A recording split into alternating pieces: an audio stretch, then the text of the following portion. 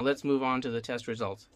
This is Cyberpunk 2077, and the power consumption for both devices is consistently at 12 watts. First, let's examine this one. You can quickly see its power consumption, as the device has a convenient built-in display that shows the power usage of the entire unit.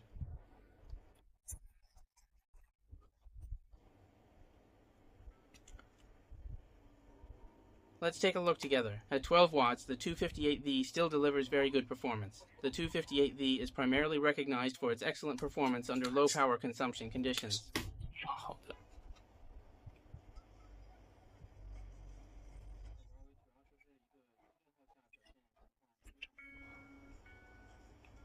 The performance typically hovers around 27 to 28 frames per second.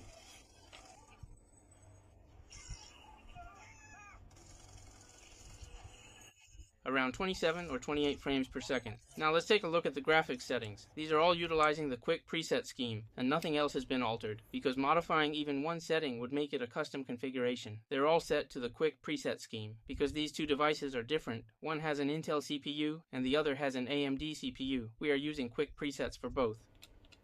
This one is getting around 30 frames per second, which I still think is quite good. Now let's examine this device. This one is also running at 12 watts, and I'll demonstrate the 12 watt power consumption for you. However, with this device, the frame rate is significantly lower.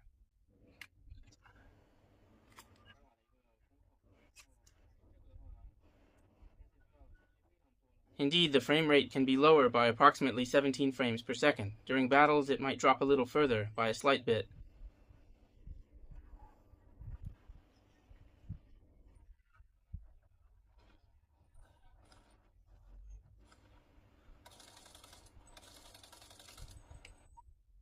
It's a little lower, which demonstrates its performance when consuming less power. Next, let me show you its performance under high power. Both of these units have sharpening active and are operating at 12 watts. The picture quality and resolution are exactly the same. Let's switch to normal settings and see what happens.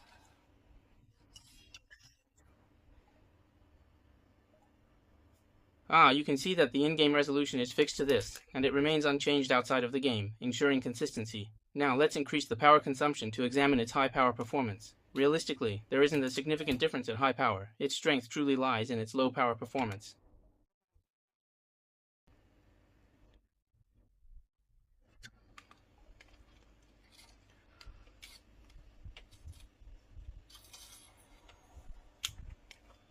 Even with high power consumption, the performance is still just a bit higher. Currently, it's operating at 30 watts. If you look at the top left corner, you can observe the performance level when drawing 30 watts, yielding around 28 frames per second.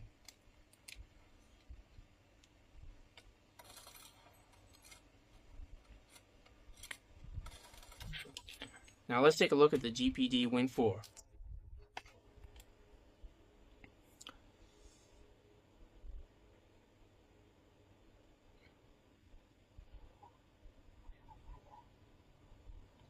At 30 watts, it can achieve about 10 more frames. That's 10 more frames. I believe an additional 10 frames per second still indicates decent performance, especially considering this particular game.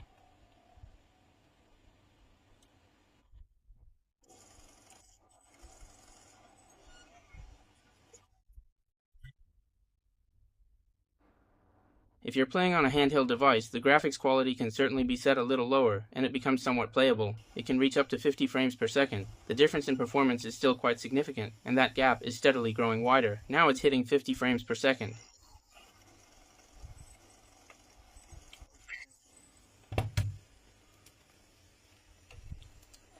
Let's check it out. It consistently hovers around 30 frames per second, indicating a noticeable performance gap. However, I've encountered a peculiar situation. I've tested other games, and I'll show you that the results are consistently similar across them all. Now let's examine other games, shall we?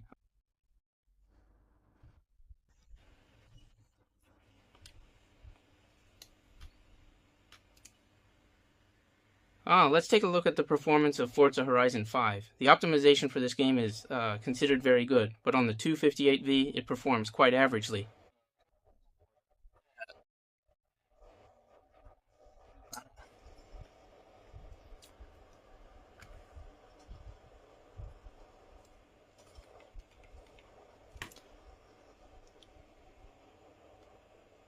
The optimization for this game is typically excellent, allowing almost any handheld device to play it reasonably well. Yet on this specific machine, the performance is quite ordinary. I can't call it poor, but it's distinctly average, to say the least. Do you see?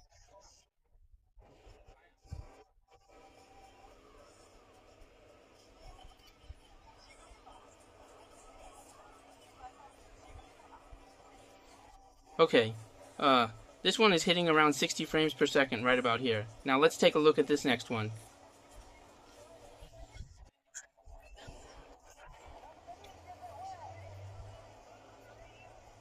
It's also basically around 60 frames per second, but the overall situation isn't particularly good. This is just the very beginning, and this specific part will exhibit slightly lower frame rates compared to later sections of the game. I simply don't wish to run the test for an extended period, so I'm providing this snippet as an example. This is where it's stabilized. As you can see, in this game, its frame rate is slightly higher than the 258V. This really depends on the specific game. Regarding these two CPUs, one is AMD and the other is Intel. The Intel CPU heavily relies on optimization, and generally, after its release,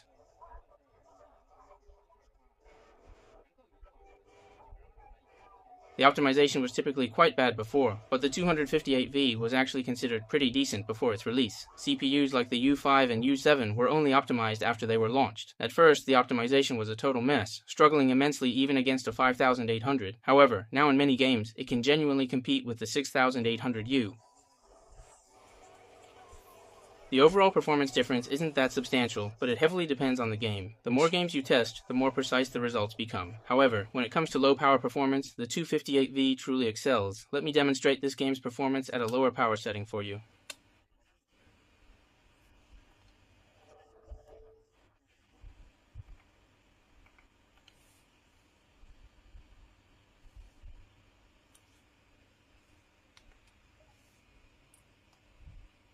Its low power consumption is typically between 10 and 12 watts, usually settling at 10 watts. However, while gaming, this figure increases to 12 watts, which is something to be aware of.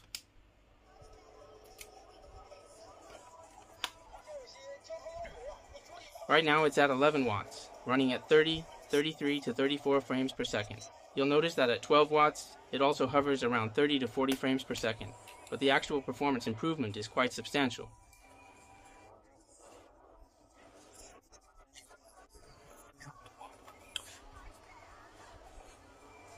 This machine is somewhat hot at the back. The CPU reads 57 degrees, but that temperature feels inaccurate. The rear feels incredibly hot, probably due to contact with the metal support bracket located there.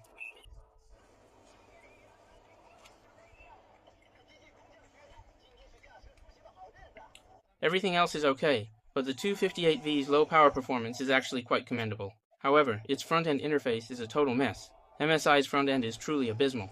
I'm not even comparing it to smaller domestic manufacturers. It's absolute rubbish when stacked against ROG. ROG's front end is indeed considered one of the best and most user-friendly interfaces among handheld devices.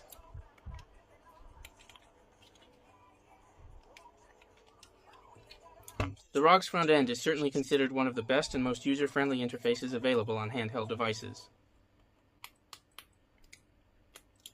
Now, let's look at something else. This, how shall I describe it? No background applications were running, only a single game ++. Let's examine the Master Lu benchmark score. Its score is unusually high. This score is exceptionally high. The graphics card.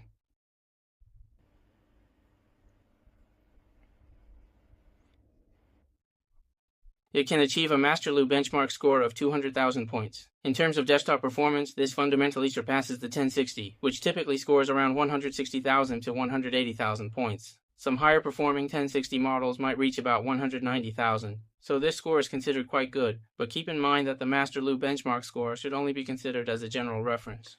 Especially with Intel chips, the Master Lu benchmark scores tend to be quite elevated, so just take it as a reference. However, it still looks visually appealing, and achieving around 200,000 points feels quite satisfactory. Overall, the build quality of this particular machine is substantially superior to that of MSI's A8. That A8 truly is a total mess. It feels like a blind box lottery. The build quality inside is awful. As for the build quality of these other machines, you can search for teardown videos and such. They are all quite good. This C8, and its feel in the hand is also pretty decent. Generally, there's no real need to install Master Lu, as its pop-up ads are excessive. If you do need it, download an ad-free version.